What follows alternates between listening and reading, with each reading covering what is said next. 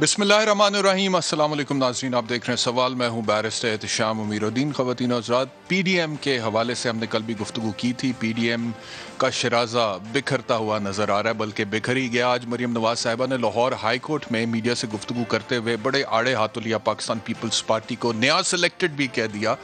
आप खुद ही सुन लीजिए क्या कहा मरीम नवाज ने। आपने बाप के अरकान से, और सब जानते हैं कि बाप अपने बाप के कहने में किसी को के बगैर किसी को वोट नहीं करता। बाप का जब हुक्म होता है तो वो हुकूमती बेंचेस के ऊपर जाके बैठ जाते हैं। बाप का जब हुक्म होता है तो वो ऑपोजिशन बेंचेस पे आके बैठ जाते हैं या इंडिपेंडेंट हो जाते हैं। अगर आपने ताबेदारी करनी है, अगर आपने सिलेक्ट होना है, तो फिर आपको इमरान खान की पैरवी करनी चाहिए, जो बहुत ढिठाई से और बहुत यानी कि पूरी एक्सपोज होकर वो ताबेदारी करता है और बाप के अहकामात मानता है। आपने सुना, डायरेक्टली नया सिलेक्टेड होने का इल्ज़ाम लगा रही थी मरीम नवाज साहिबा पाकिस्तान पीपल्स पार्टी पे, यूसुफ रजा गिलानी पे, बिलावल भुट्टो जरदारी पे। यकीन नहीं आता कि कुछ दिन पहले दोनों इतना शीरो शक्कर थे और एक ही प्लेटफॉर्म से खड़े होकर बहन भाइयों की तरह एक आवाज़ होकर कहते थे कि इस हुकूमत को घर भेजेंगे, लॉन्ग मार्च करेंगे, इस्तीफे देंगे। आज की जो सिचुएशन है वो हमने आपको दिखाई है। इसका जवाब बिलावल भुट्टो जरदारी ने कैसे दिया, ये भी सुन। मैं पीडीएम को नुकसान नहीं पहुंचाना चाहता हूं। मैं डिसएग्रीमेंट को इनकरेज नहीं करना चाहता हूं। जहां हमारा बहुत रिस्पेक्ट है मरियम शरीफ साहिबा से, नून लीग के काफ़ी ओहदेदारों के ये जो बयानबाजी अब हो रहा है, लेकिन साथ साथ मैं पीडीएम को नुकसान नहीं पहुंचाना चाहता हूं। And I will choose not to respond to such allegation. जहां तक सिलेक्टेड की बात है, वो तो लफ्ज़ मैंने दिया है, तो मैं जानता हूं कि वो किस पे इस्तेमाल होना बनता है और किस पे इस्तेमाल होना नहीं बनता। मजीद थोड़ी तसल्ली भी दी बिलावल भुट्टो जरदारी ने। उन्होंने कहा जी थोड़ा पानी पिएं, ठंडे हों और ठंडे होकर फिर सोचें, गुफ्तगू करें। ये भी सुन। मैं अपने नून लीग के दोस्तों को रिक्वेस्ट करूंगा कि ज़रा सा पानी पी ले, लंबे लंबे सांस ले, हौसला रखे।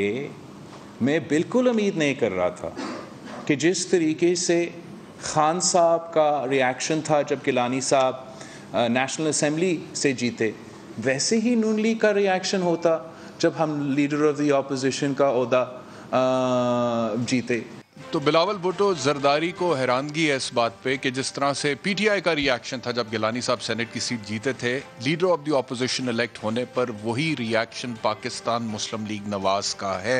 ये बिलावल भुट्टो जरदारी कह रहे हैं। लेकिन कुछ दीवार से लगाने की भी बात की उन्होंने। ये भी शॉर्ट सुन लें, फिर मैं आपको तारुफ कराता हूँ अपने मेहमान का। अफसोस के साथ कि आई डोंट नो क्यों एक जमात इतना स्टबर्नेस के साथ एक ऐसा फैसला ले जिससे मेरे जमात के कुछ लोग को ये महसूस हुआ कि पाकिस्तान पीपल्स पार्टी को दीवार से लगाया जा रहा। आप कैसे एक्सपेक्ट करते हो कि मैं अपना मेजॉरिटी मेंबर्स को कहूँ कि आप पाकिस्तान पीपल्स पार्टी को यूसुफ रजा गिलानी को लीडर ऑफ अपोजिशन नहीं बनाएं, मगर आप नून लीग का तारिक साहब को लीडर ऑफ द ऑपोजिशन को वोट दें। तो जो ट्रस्ट डेफिसिट था दोनों जमातों के दरमियान, वो खुलकर अब सामने आ गया है और अब सारी कौम देख रही है कि वो लोग जो इकट्ठे थे कुछ दिन पहले, अब वो एक दूसरे के खिलाफ बातें कर रहे हैं। एक ब्रेक लेंगे, ब्रेक के बाद जब मैं वापस आऊंगा तो मेरे साथ पाकिस्तान पीपल्स पार्टी के सीनियर लीडर चौधरी एतजाज एहसन होंगे आफ्टर द ब्रेक।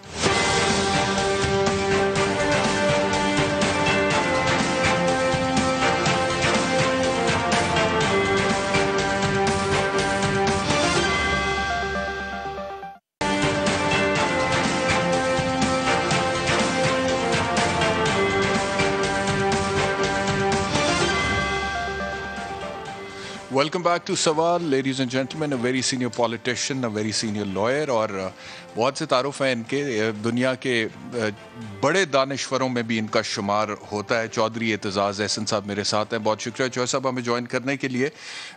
थोड़ी देर पहले इंट्रो में मैं गुफ्तगू सुनवा रहा था मरीम नवाज साहिबा की, जो मीडिया से उन्होंने की, और پاکستان مسلم لیگ نواز والوں کو یہ لگ رہا ہے کہ ان کے ساتھ پیپلز پارٹی نے دھوکہ کیا ہے. وہ سمجھ رہے ہیں کہ ان کی پیٹھ پر چھرا گھونپا گیا ہے, اور مریم نواز نے آج یہ کہا کہ پیپلز پارٹی کا کردار عوام کے سامنے آ گیا ہے, اور پیپلز پارٹی کو اور بلاول صاحب کو اور گیلانی صاحب کو نیا سلیکٹڈ کہہ کر بھی باقاعدہ مخاطب کیا. تو how would you respond to that Aitzaz صاحب؟ پہلی تو بات یہ ہے بیرسٹر صاحب کہ میں آپ کا پروگرام لائیو جا رہا ہے, میں 2 جملوں کی اجازت آپ سے لوں گا. میں کرتا رہتا ہوں. ایک پیغام میری طرف سے بڑا بھیانک انداز میں اور بھیانک الفاظ میں ایک صاحب ہے ساجد گوندل صاحب, وہ سوشل میڈیا پہ دے رہے ہیں. وہ میرا کوئی ایسا بیان نہیں ہے, نہ میرا لہجہ اور میری زبان ایسی ہے جس طرح کا اس بیان میں استعمال کیا جا رہا ہے. جی, اور یہ میں نے بھی کہہ چکا ہوں, میرا کوئی ٹویٹر اکاؤنٹ نہیں, کوئی فیس بک اکاؤنٹ میں استعمال نہیں کرتا. Having said that, I'm sorry, یہ میں آپ کا ناجائز فیسلٹی استعمال کی ہے, لیکن میں تنگ آیا ہوں بہت ان سے. اچھا, دوسری بات یہ ہے, آپ نے یہ جو کہا مریم بی بی کا, اول تو مریم بی بی سیاست میں ذرا نہیں ہے, اور ان کو ایک دم سلور سپون مل گیا ہے, تو وہ ذرا زیادہ ہی برق رفتار ہے, جو ہونا نہیں چاہیے. سیاست تو بڑا ایک آگ کا دریا ہے اور ڈوب کے جانا ہے والی بات ہے, اور اس میں بڑی کشف کاٹنے پڑتے ہیں. لیکن مریم بی بی کو بڑی جلدی بہت زیادہ بڑے اختیار مل گئے ہیں, اور ماشاءاللہ ایک بہت بڑی فالوئنگ مل گئی ہے. اور بہت سے لوگ ایسے ہیں, میں تو یہ کہتا رہتا ہوں, گورنمنٹ کو بھی کہتا رہا ہوں کہ اور ٹاک شوز میں اور پبلکلی کہ ان کی حفاظت کا انتظام کریں زیادہ. اگر وہ کہتی ہیں کہ مجھے کوئی تحفظ نہیں ہے تو ان کا وہ کریں, وہ بالکل درست ہے. یا نون لیگ کہتی ہے, کیونکہ اگر ان کو کچھ ہوا تو اس سے وہ پاکستان نہ کھپے تو انشاءاللہ کبھی نہیں ہوگا, اور پاکستان میں بہت بڑا بھونچال آئے گا, اور بہت سے لوگوں کو تکلیف ہوگی جو ان کو ماننے والے ہیں, ان کو پسند کرنے والے ہیں, ان پہ اپنی امیدیں لگائے بیٹھے ہیں. جی, مریم بی بی خود بات ذرا آپ کو پتہ ہی سخت کر دیتی ہیں. اب اگلے دن ہی انہوں نے کہا تھا کہ میں نیب والوں کو کہ میں ضمانت کروانے والی نہیں ہوں, میں کوئی ضمانت نہیں قبل از وقت نہیں کراؤں گی. اور تیسرے دن انہوں نے, آپ نے دیکھا کہ ضمانت کروا لی. آپ نے یہ بھی کہا تھا کہ میری تو کوئی جائیداد ہے ہی نہیں, لندن میں تو کیا, میری تو پاکستان میں بھی کوئی جائیداد نہیں. اب پتہ نہیں کس نے 1300-1400 پتہ نہیں ایکڑ زمین, اور وہ بھی لاہور کی, وہ کتنی نکل رہی ہے جو ان کے نام, جس کا وہ ایکسپلینیشن دینے جاتی ہیں. نیب تو پتھر گاڑیوں میں بھر کے لے کے جاتی ہیں.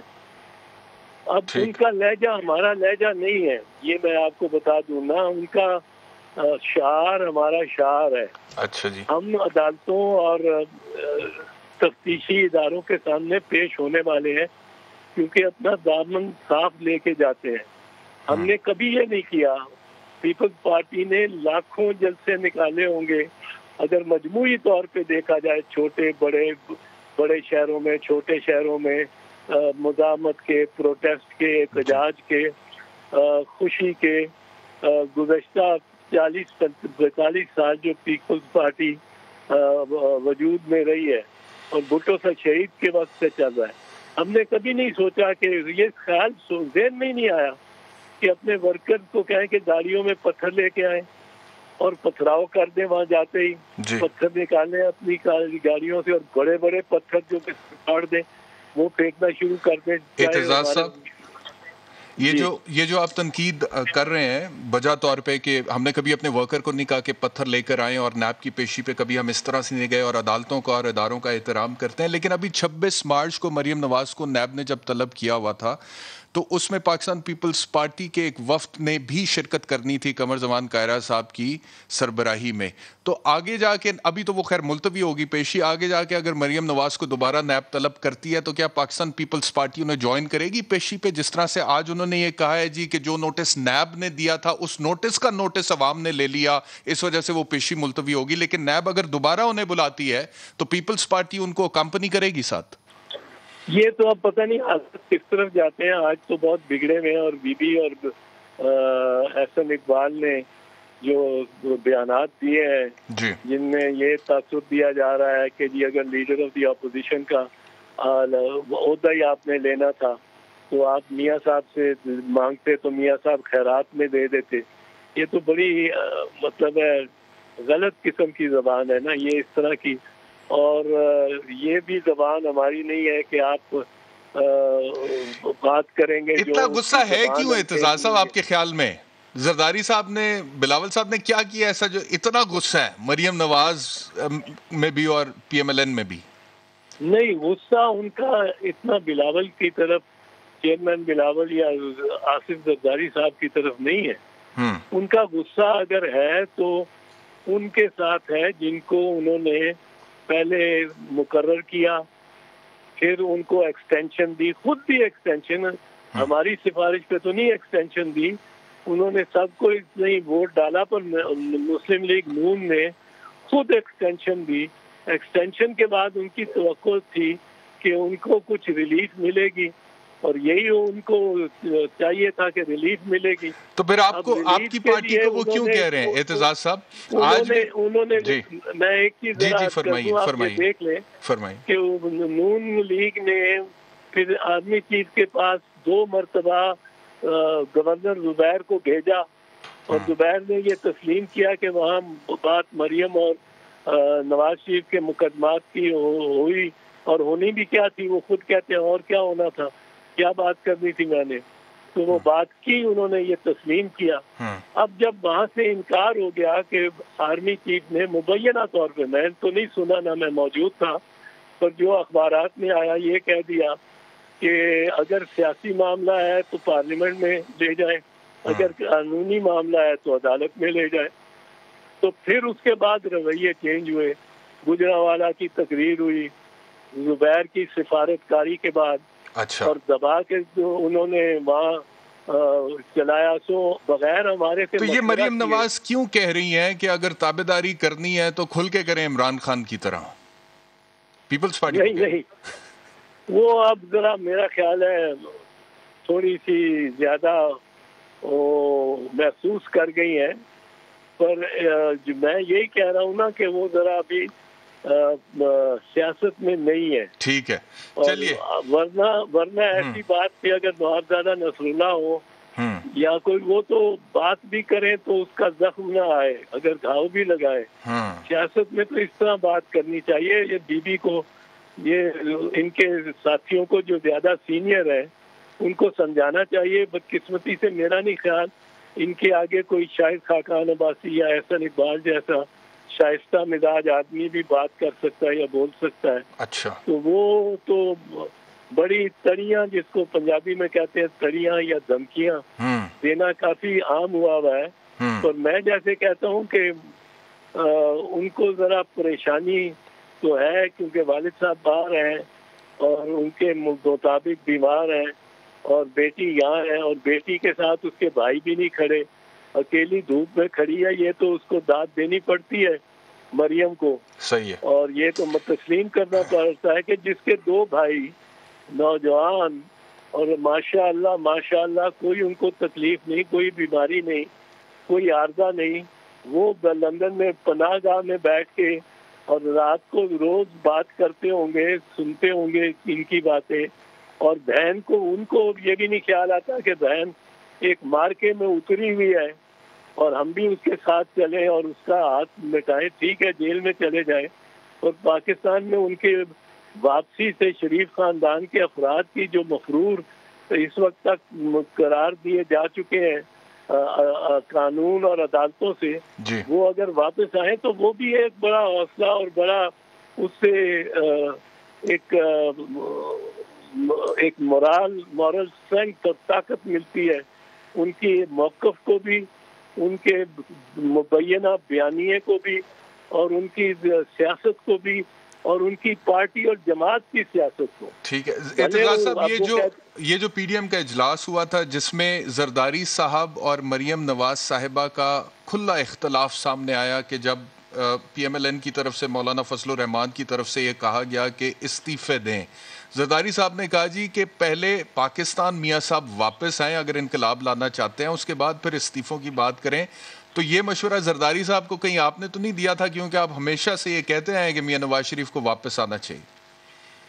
میں تو سمجھتا ہوں واپس آنا چاہیے. جی آخر کار لینن کو بھی واپس آنا, اگر آپ اتنا بڑا انقلاب لانا ہی چاہتے ہیں جی تو آپ جرمنی یا لندن میں بیٹھے تو نہیں رہ سکتے, آپ کو ماسکو پہنچنا پڑتا ہے. اور صحیح قسم کی لانگ مارچ بھی ماؤ سی ٹونگ کو کرنی پڑتی ہے, اور گاندھی جیسے لیڈر کو بھی, برے صغیر کے ہندوؤں کے لیڈر کو بھی واپس آنا پڑتا ہے جنوبی افریقہ سے, اور قائد اعظم جیسے بڑے لیڈر کو بھی لندن سے کو چھوڑ کے اور واپس ہندوستان واپس آنا پڑتا ہے. اور ورنہ وہ سب اپنی اپنی پناہ گاہ میں بیٹھے ہوئے تھے. قائد اعظم بھی تو لندن میں آرام سے بیٹھے ہوئے تھے, ان کی وکالت جتنی چل رہی تھی اتنی اس کی کسی انگریز کی اتنی وکالت نہیں تھی, اور وہ آرام سے بیٹھے رہتے. پر یہ میدان کارزار میں تو آنا پڑتا ہے. تو نواز شریف صاحب کو بھی, ان کے بیٹوں کو بھی, ان کے سمدھی اسحاق ڈار کو بھی, ان سب کو جو ان کو عدالتوں نے. اچھا اعتزاز صاحب, آج آپ کا نام لے کر باقاعدہ طور پہ ایک رپورٹر نے مریم نواز سے سوال پوچھا, اور پھر مریم نواز نے کیا جواب دیا؟ آپ کے نام سے پوچھا گیا تھا, آپ کو سنواتے ہیں پھر آپ کا رد عمل لیتے ہیں اس کے اوپر. جی اعتزاز ایسر بھی ماننے ہیں کہ جو پی ڈی ایم کا بیانیہ ہے وہ مریم کی وجہ سے ہے, اور مریم ہی کی وجہ سے پیپلز پارٹی سمیت دیگر سیاسی جماعتوں کو ریلیف مل رہا ہے اسٹیبلشمنٹ کی جانب سے. مجھے بڑی خوشی ہے کہ اگر انہوں نے یہ لکیر کھینچ دی ہے کہ یہ بیانیہ جو ہے وہ مریم نواز کا بیانیہ ہے, تو جو مریم نواز کا بیانیہ ہے وہ پوری قوم کے اوپر عیاں ہے, اور مجھے خوشی ہے کہ صف بندی ہو گئی ہے. ایک طرف وہ لوگ کھڑے ہیں جو قربانیاں دے کر اپنے اوپر مشکلات برداشت کر کے عوام کی خاطر وہ جد و جہد کر رہے ہیں, اور دوسری طرف وہ لوگ ہیں جو چھوٹے سے چھوٹے فائدے کی خاطر اپنے سارے اصول قربان کر کے آئین اور قانون کا جو بیانیہ ہے اس کو پاؤں تلے روند کر وہ کچھ بھی کرنے کو تیار ہیں, اور لیڈران بھی یہ پہچان گئے ہیں کہ کس کا کیا بیانیہ ہے اور کون کہاں کھڑا ہے. جی اعتزاز صاحب, اس سے احتشام اس حد تک تو بالکل اتفاق ہے, اور میں سمجھتا ہوں کہ مریم نے میری بات سے بھی اتفاق کیا, اور میں ان کے ساتھ اتفاق کرتا ہوں, بالکل کرتا ہوں کہ پی ڈی ایم پہ چھایا ہوا مریم کا بیانیہ ہے, اور مریم کا بیانیہ ہی اس وقت اسینڈنٹ ہے اور بالاتر ہے پی ڈی ایم کے موقف. بیانیہ ایک لفظ ایسا شروع ہو گیا ہے جس سے مراد ہوتی ہے موقف کی. لفظ موقف ہونا چاہیے بجائے بیانیہ. بیانیہ تو جس طرح کمیونسٹ پارٹی کا یا جس طرح کو بڑی جماعت کا, کنزرویٹو پارٹی کا, لیبر پارٹی کا بیانیہ ہوتا ہے, انڈیویجول کے بیانیے تو نہیں ہوتے, موقف ہوتے ہیں. پر یہ جو موقف ہے بی بی کا, اور یہ موقف حاوی ہے پی ڈی ایم پہ, یہ میں اس بات پہ مجھے بڑی خوشی ہوئی کہ آپ بی بی نے میرے اس معاملے سے اتفاق کیا. تو جو لکیر کھینچنے والی یہ تمیز, باقی یہ لکیر جو وہ کہتی ہیں کہ اس لکیر کے ایک طرف وہ ہیں جو قربانیاں دے رہے ہیں اور دینا چاہتے ہیں, اور دوسری طرف وہ ہیں جو قربانیاں نہیں دینا چاہتے, نہ انہوں نے کوئی قربانیاں دی ہیں. اس سے میں اختلاف کرتا ہوں کہ یہ لکیر کہاں ڈالتی ہیں.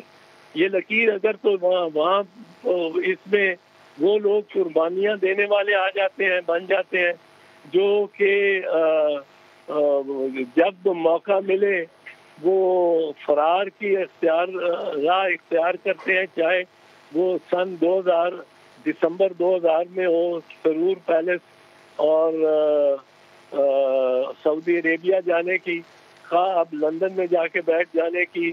اور یہ ایک طرف تو وہ ہے جو کہ کہتے ہیں کہ میری کوئی جائیداد ہی نہیں, اور بعد میں جائیدادوں کی سوال پہ وہ جنگ کرنے نکل آتے ہیں.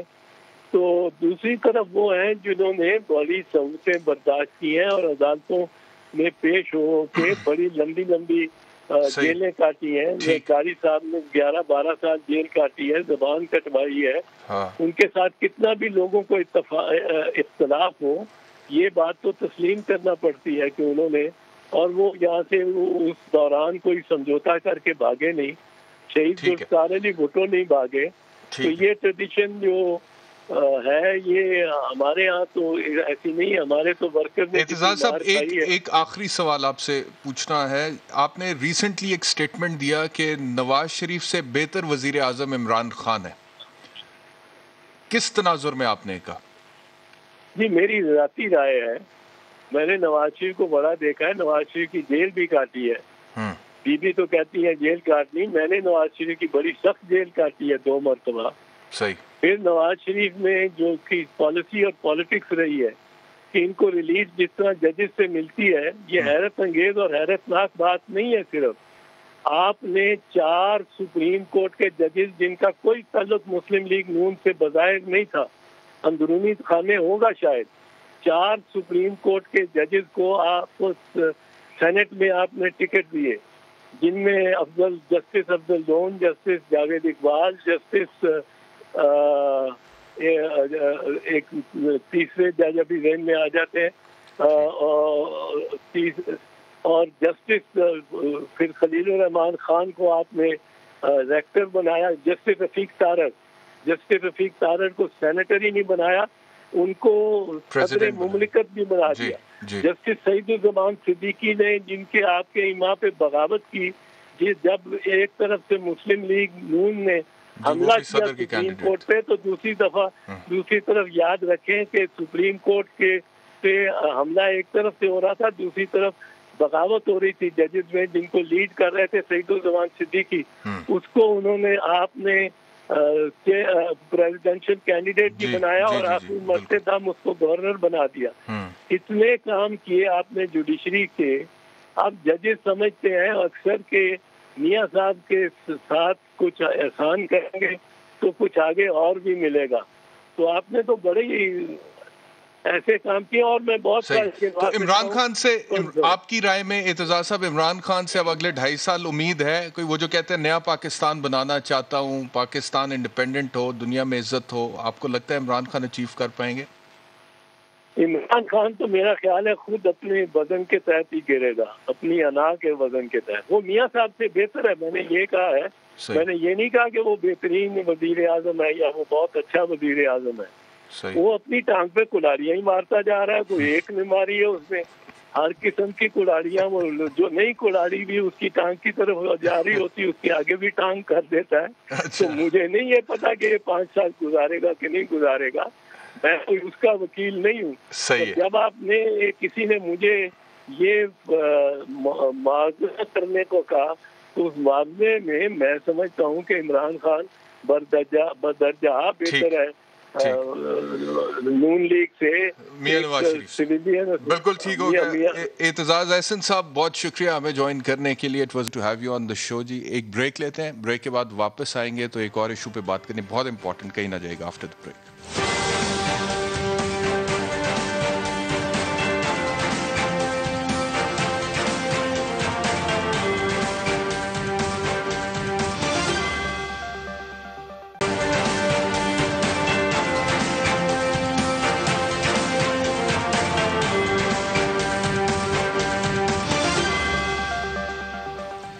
ویلکم بیک ٹو سوال. ایک ایسے ایشو پر اب بات کرنی ہے جو کہ بہت امپورٹنٹ ہے اور بہت ہی دل خراش ہے. کچھ عرصہ پہلے آپ کو یاد ہوگا قصور کی ایک ننھی بچی زینب, اس کو ریپ کیا گیا, پھر اس کو مرڈر کیا گیا. اس کے بعد پورے پاکستان میں ایک واویلا ہو گیا کہ جی یہ دیکھیں بچوں کے ساتھ زیادتی کے واقعات بڑھ رہے ہیں. ہمارے پولیٹیشین کیا, even chief justice supreme court اس ٹائم پہ ثاقب نثار صاحب تھے, وہ موقع پہ گئے, انہوں نے بھی میڈیا کے سامنے کہا کہ جی اس کے اوپر اقدامات اٹھائے جانے چاہیے. پھر سیاستدانوں نے بڑے وعدے کیے. کیا وعدے کیے پہلے آپ کو وہ یاد کراتے ہیں. لیکن اس کے باوجود بہت سارے واقعات ہوئے جس میں چھوٹے بچوں کو ریپ کر کے مرڈر کیا گیا. دیر از اے لانگ لسٹ. میں آپ سے کیا کیا شیئر کروں, یہ پوری ایک لسٹ ہے میرے پاس. اور اسٹیٹسٹکس یہ بتاتے ہیں کہ 2013 سے 2018 تک جن بچوں کو زیادتی کا نشانہ بنایا گیا ان کی تعداد 17,862 تھی. ان 17,862 کیسز میں سے 13,000 کیسز میں پولیس نے ایف آئی آر درج کی, اور ان 13,000 کیسز میں سے صرف 112 مقدمات میں مجرموں کو سزا ہوئی. باقیوں کا ہمیں کچھ نہیں پتا. اس کے علاوہ ہر روز ایک آرگنائزیشن اسائل کے نام سے ان کے اسٹیٹسٹکس سے کہتے ہیں کہ جی ہر روز پاکستان میں 12 معصوم بچے زیادتی کا نشانہ بنتے ہیں. 2019 میں 2846 بچے زیادتی کا نشانہ بنے, اور ایک اور آرگنائزیشن کے اعداد و شمار کے مطابق 2020 میں 1980 بچے زیادتی کا نشانہ بنے. اور حال ہی میں کوہاٹ کی معصوم بچی 3 سال کی, حریم فاطمہ اس کا نام تھا, میں نے تو اس کی پوسٹ مارٹم رپورٹ پڑھی ہے. اب پیمرا کی بہت ساری ڈائریکشنز ایسی ہیں کہ نہ میں وہ اس کی شکل دکھا سکتا ہوں, نہ اس کی لاش ڈیڈ باڈی جب نالے سے ریکور کی لوگوں نے سامنے رکھی ہوئی تھی, اس کے بعد ویڈیو بنا رہے تھے, سوشل میڈیا پہ عام چل رہی ہے, وہ بھی نہیں دکھا سکتا, بلر کر کے بھی نہیں دکھا سکتا. لیکن وہ اس کی بچی کی لاش نہیں تھی, وہ اس سوسائٹی کی لاش تھی. اور جو سوسائٹی کا بھیانک چہرہ ہے وہ اس آئینے میں دیکھا جا سکتا ہے اس لاش کے ذریعے سے. اس پوسٹ مارٹم رپورٹ میں یہ لکھا ہوا ہے کہ 3 سال کی بچی جو ہے اس کو پہلے ریپ کیا گیا, جنسی زیادتی کا نشانہ بنایا گیا, اور اس کے پورے جسم پہ زخموں کے نشان ہیں, اور اس کے بعد اس کے ناک پہ, اس کے منہ پہ اور اس کے گلے پہ ہاتھ رکھ کے گلا دبا دیا گیا. سفوکیشن کی وجہ سے, دم گھٹنے کی وجہ سے شی ڈائیڈ, اور اس کے بعد لاش کو پانی میں پھینک دیا گیا, پانی بھی وہ جو کہ گندا نالا تھا. ہمارے منسٹر صاحب نے کیا کیا اس حوالے سے جن کے حلقے میں واقع ہوئے؟ اس معصوم بچی حریم فاطمہ کے فیملی میں سے ہمیں جوائن کیا قاری عبید اللہ صاحب نے. قاری صاحب السلام علیکم, آپ کو مجھے آواز آ رہی ہے؟ وعلیکم السلام ورحمۃ اللہ وبرکاتہ. شام صاحب بالکل آپ سن رہا ہوں آپ کو. جی مجھے فرمائیے گا عبید اللہ صاحب کے کیس میں کیا پیش رفت ہے, اور جو بھی پیش رفت ہے آپ لوگ اس سے مطمئن ہیں؟ گورنمنٹ سے اگر آپ کے کچھ مطالبات ہیں تو میرا پلیٹ فارم حاضر ہے, پورا پاکستان آپ کو سن رہا ہے, پلیز کون. میں بہت شکر گزار ہوں کہ پہلی مرتبہ مجھے اسلام آباد سے موقع ملا اور آواز دنیا تک پہنچانے کے لیے آپ نے ہمیں موقع دیا. میں بہت شکر گزار ہوں. اس سلسلے میں جہاں تک پولیس کی کارکردگی ہے, لوکل پولیس اپنی طرف سے بھرپور کوشش کر رہی ہے, اور ہمیں امید ہے کہ انشاءاللہ العزیز پولیس کامیاب ہو جائے گی. ہمیں جو گلہ ہے اور ہمیں جو شکوہ ہے حکومت وقت سے ہے کہ اگر یہ واقعہ کہیں پنجاب میں ہوتا تو چاروں صوبوں کے وزرائے اعلیٰ بر وقت پہنچ جاتے, لیکن اس وقت لوکل ایم این ایز اور ایم پی ایز کے علاوہ اس وقت تک کوئی بھی حکومتی عہدیدار, وزیر اعلیٰ ہو یا گورنر ہو, اس لیے کہ یہ اتنا بہت بڑا سانحہ ہے کہ اس وقت ہمارے محلے خٹک کالونی میں اس وقت لوگ اپنے بچوں کو محصور کر چکے ہیں, کوئی بچہ باہر نہیں نکل سکتا. دوسرا جو مجھے گلہ ہے, واقعہ تو جو بھی ہونا تھا وہ تو ہو چکا تھا. اس کے بعد جو ہمارے کوہاٹ کے ڈی اے کا ڈویژنل ہیڈ کوارٹر اسپتال ہے, 3 گھنٹے تک بچے کی لاش یوں ہی پڑی رہی, نہ کوئی پوسٹ مارٹم کے لیے ڈاکٹر اویلیبل تھا اور نہ ہی کوئی لیڈی ڈاکٹر اویلیبل تھی. ہم چیختے چلاتے رہے اور اسپتال میں کوئی پوچھنے والا تک نہیں تھا. ہم یوں محسوس کر رہے تھے کہ پتہ نہیں ہم پتھروں کی اس زمانے میں چلے گئے, ہمارا کوئی پوچھنے والا نہیں تھا. بالآخر ہم روڈوں پہ نکلے اور بڑے مشکل سے نعرے اور چیخ مار مار کر کسی مشکل سے 3 گھنٹے بعد ہماری پوسٹ مارٹم کی گئی. مجھے یہ بتائیے گا کہ کتنی دیر بعد ایف آئی آر درج ہوئی؟ حریم کی ڈیڈ باڈی ریکور ہونے کے بعد کتنی دیر بعد ایف آئی آر درج ہوئی؟ جہاں تک ایف آئی آر کا تعلق ہے, پولیس نے ہمیں فل کوآپریٹ کیا ہے. پولیس کی کارکردگی سے کسی حد تک ہم مطمئن ہیں کہ مقامی پولیس بڑے اچھے طریقے سے کیس کو لے کے جا رہی ہے, اور ہمیں امید ہے کہ پولیس انشاءاللہ العزیز پہنچ جائے گی. اور ہمارے ساتھ وعدہ ہوا ہے 72 گھنٹے کا کہ 72 گھنٹوں میں ہم انشاءاللہ العزیز قاتلوں تک پہنچ جائیں گے. ایف آئی آر کتنی دیر بعد درج ہوئی تھی قاری صاحب؟ ایف آئی آر تقریباً ایف آئی آر جلدی درج ہوئی تھی, لیکن اس میں پوسٹ مارٹم رپورٹ نہیں بن رہی تھی, میڈیکل رپورٹ نہیں آ رہی تھی. اچھا ٹھیک ہے. Human rights activist doctor Farzana باری نے ہمیں جوائن کیا. ڈاکٹر صاحبہ بہت شکریہ ہمیں جوائن کرنے کے لیے. اب الرٹ بل آیا ڈاکٹر صاحبہ, اس میں ہے کہ جی ایف آئی آر 2 گھنٹے میں درج ہونی چاہیے, ٹرائل 3 مہینے میں مکمل ہونا چاہیے. اس کے بعد موٹر وے انسیڈنٹ ایک ہوا تھا, اس کے بعد ہم نے دیکھا گورنمنٹ بڑی فعال ہوئی, پرائم منسٹر صاحب کا اسٹیٹمنٹ آیا, پھر ایک آرڈیننس بھی آیا صدر پاکستان کی طرف سے, anti rape investigation and trial ordinance. یہ دسمبر 2020 میں پاس ہوا. پھر 376 بھی آ گیا, کیمیکل کیسٹریشن آف دا ریپسٹ, جو پرائم منسٹر صاحب کہتے تھے. لیکن یہ تمام تر لیجسلیشن کے باوجود یہ واقعات ختم کیوں نہیں ہو رہے سوسائٹی سے؟ آپ کے خیال میں کیا وجہ ہے؟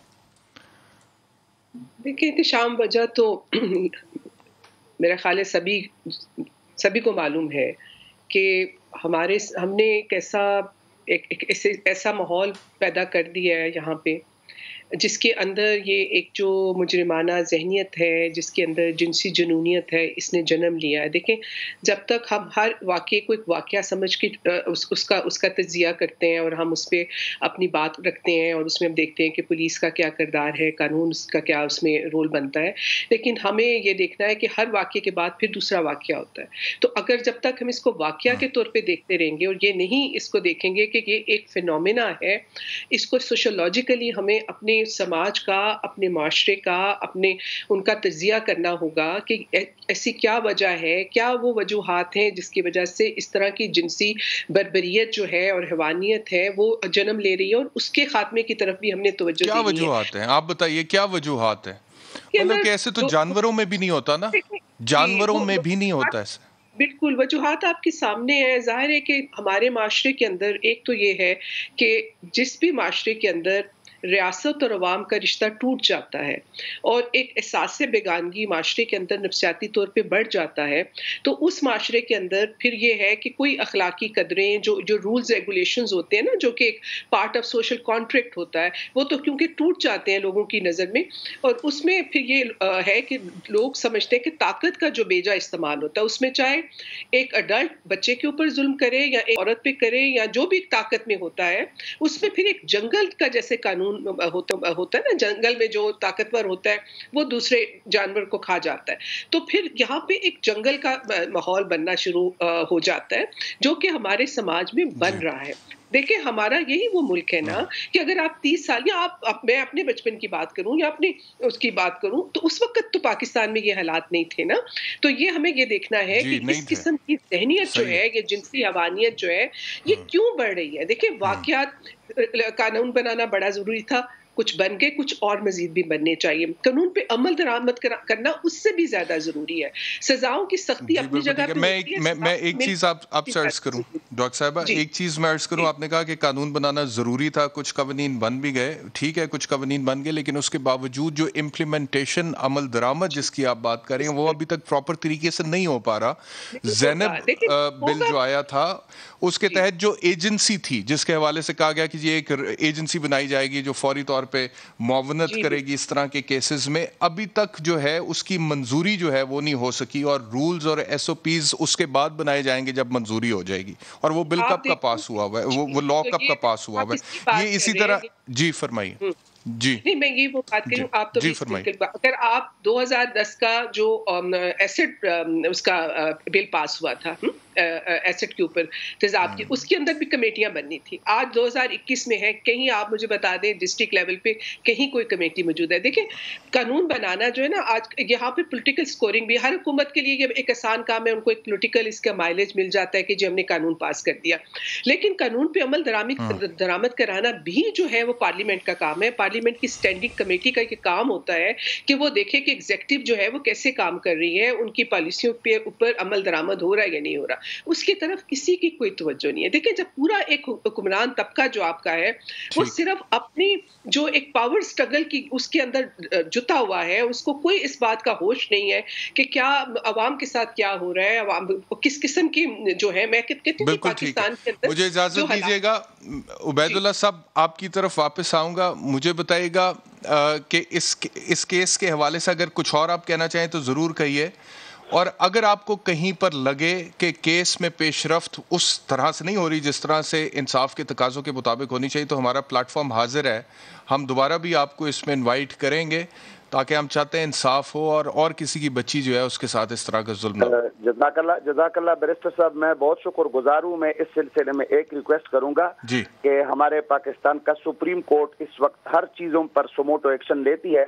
میں پاکستان کے سپریم کورٹ کے چیف جسٹس سے درخواست کروں گا کہ خدا را ہم بہت ہی تکلیف میں ہیں، ہمارا کوئی پرسان حال نہیں ہے. میں سپریم کورٹ کے چیف جسٹس سے درخواست کرتا ہوں کہ اس کیس پہ سوموٹو ایکشن لیا جائے اور اس کو اس منطقی انجام تک پہنچایا جائے تاکہ ہمارے اور بچے محفوظ ہو جائیں.